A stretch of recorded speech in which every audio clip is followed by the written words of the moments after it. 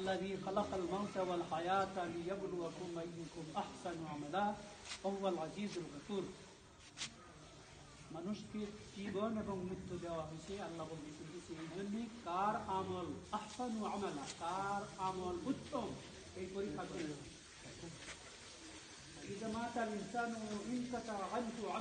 মানুষ মারা গেলে সব বন্ধ হয়ে যায়, আর কোনো সব হবে না। তিনটা ইল্লা মিন সালাতাতিন, তিনটা জিনিস জারি থাকে। সাদকাতুল জারিয়া, সাদকা জারিয়া, মসজিদ করলেন, রাস্তাঘাট করলেন, রাস্তা কুয়া করে দিলেন, কল বানায় দিলেন, সাদকা জারিয়া জারি থাকে। ইলমে নাফি, এমন এলেম যে এলেমটা মানুষের পরকালে আল্লাহ রাসূলের উপকারে লাগে। ওয়ালাদিন সালিহ, নেক সন্তান, ওয়াদউ লাহু, যে মৃত্যু করে দোয়া করে। এই হলো মৃত্যু ব্যক্তির দোয়া। এবং আমরা চিকিৎসা করবো, অনেক খাওয়াবো, 5টা গরু করে মেহমানি করবো, একটাও ইসলামিক কোনো নিয়ম না। অনেকে খারাপ লাগতে পারে, কিছু করার নাই। এতই যদি ভালো হয় তো আমরা সেজদা 3টা দিলে অনেক সব হবে না? নামাজ হবে? হবে না। এটা আমরা মানবো।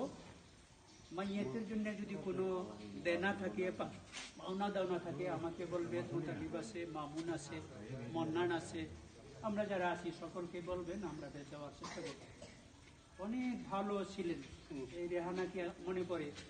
শীতকাল ছিল, এই বেশি দিন হয় নাই, তার যে বড় ভাই মাওলানা হাফেজ নুরুল হক, আমি তখন আমার বিয়ে কেবল হয়েছে, বয়স হয়েছে। নুরুল হকের আমাদের মতোই বয়স ছিল। সে কুলে করিয়া ওই মসজিদে নদীর ঘাট থেকে বাড়িতে আসছিল, একেবারে ছোট, এরকম ছোট্ট হইয়া আমাদের বাড়িতে আসছিল। আর আজকে সে পালকিতে ছেড়ে সাদা কাপড় করে চলে যাচ্ছে। এই হলো দুনিয়া। সকলের কাছে দোয়া চাই, তার জন্য দোয়া করবেন। এবং তার সাথে সাথে আরো যারা যত কবরবাসী আছে সবার জন্য দোয়া, যারা মারা গেছে সবার জন্য দোয়া। এই সরকার পরিবর্তনের জন্য অনেক মানুষ শহীদ হয়েছে, শহীদের মর্যাদা অনেক বেশি, সবার জন্য দোয়া করি।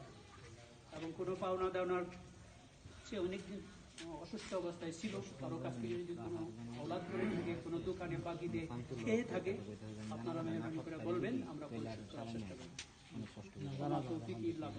দোয়া করবেন সবাই। আর আগামী শুক্রবার, 4 দিন পরে শুক্রবার, এই শুক্রবারে যারা জানাজায় আসছেন, মেহরবানি করে মসজিদে যদি জমার নামাজে আসেন, তো ওইখানে দোয়া করা হবে।